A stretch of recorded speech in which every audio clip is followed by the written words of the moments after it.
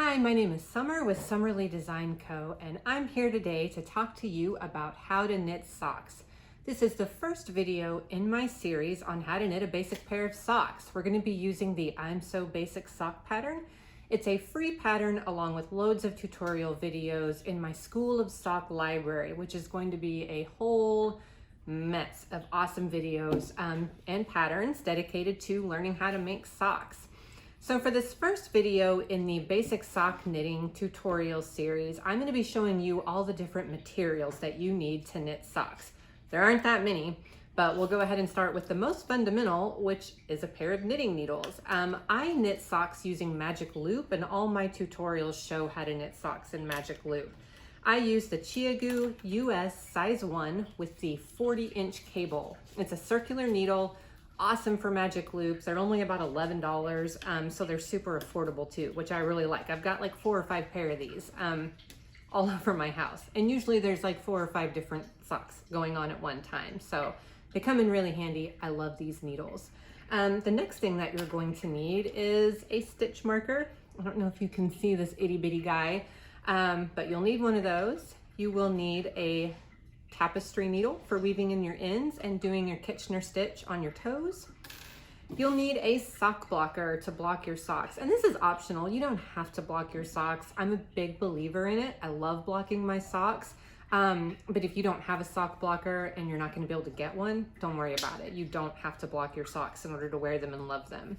And that's pretty much it, except for the yarn. You have to have some kind of awesome sock yarn. So I'm going to show you some of the different varieties out there. There are a lot of different kinds of sock yarn. It's fingering weight, and it can be kind of confusing if you're a new sock knitter to know exactly what kind you should get. My number one recommendation for sock yarn would be some kind of blend of merino and nylon. Merino is a super soft wool, feels really good on your feet, and nylon just adds a little bit of durability to those socks because whenever you wear them, heels and toes can wear out. So that nylon really just adds some durability and strength. There are different blends of nylon. There's 90-10, which would be 90% merino wool, 10% nylon, 80-20, 80-15, and then 75-25. So I've got some different sock yarn here today to show you. This is Hedgehog Fibers, it's Twist. This is made out of blue-faced Leicester, not merino. So that's something you'll see too on labels. It'll say BFL, and that's the kind of sheep it came from, a blue-faced Leicester sheep. Hope I'm pronouncing that right. Not totally sure that I am. But anyways, this is 80% BFL, 20% nylon. This lovely skein is from King Fibers, and it is 75-25. This beautiful one is Casual Fashion Queen, and it is 80-20. And then this is a budget-friendly option. This is Knit Pick Stroll. This stuff is like $5.49 for a ball. It would take 2 of them to make a standard size pair of socks, but 1 ball would knit a pair of shorties. And these are 75-25, merino and nylon. So that's kind of the standard that I do, is some kind of merino nylon blend. You can do indie dyed yarn like this, which is absolutely lovely, and it's anywhere from $26 to $30 a skein. There's also budget options, Knit Pick Stroll, $5.49 a skein, and then this Filcolana Arwetta, which is also a merino nylon blend, and it's also around $5.50 a skein. So that's a great option.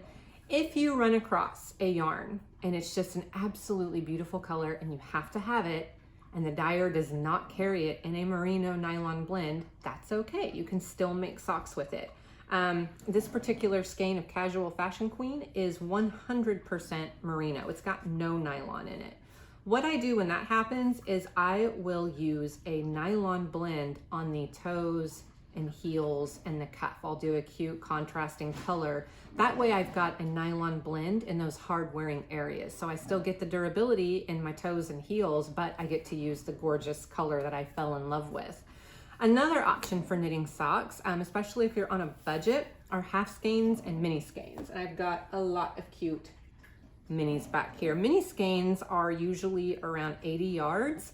They're great for contrasting cuffs and toes and heels.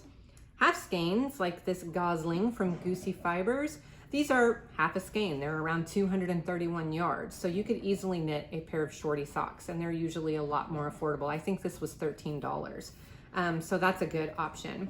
A full skein of yarn is usually anywhere from 400 to 460 yards, and you can easily knit a pair of long socks out of that. So those are the different yarn options that you're faced with. There's so many good ones. On my Instagram page, if you'll look in my highlights tab, I've got a button for indie dyers, and you can scroll through there, and there's so many great indie dyers to shop with and to support. And then of course Knit Picks is great if you're on a budget, as is Filcolana Arwetta, which you can get from Fairlight Fibers. They ship all over. So there's good budget options, great indie dyer options, just tons and tons of options. So if you get into sock knitting, beware, because you will also become a yarn addict pretty quickly. So those are all of the different options you have for yarn. And then, as I said, you'll need your long circular needle, Chiagu US size 1 40-inch. You'll need a stitch marker, a tapestry needle, and optionally a sock blocker. And that's about it. The next video in the series, we're going to be getting started actually knitting our sock. We'll be starting with the cuff and the leg, and I'll post the link to that video in the description of this one.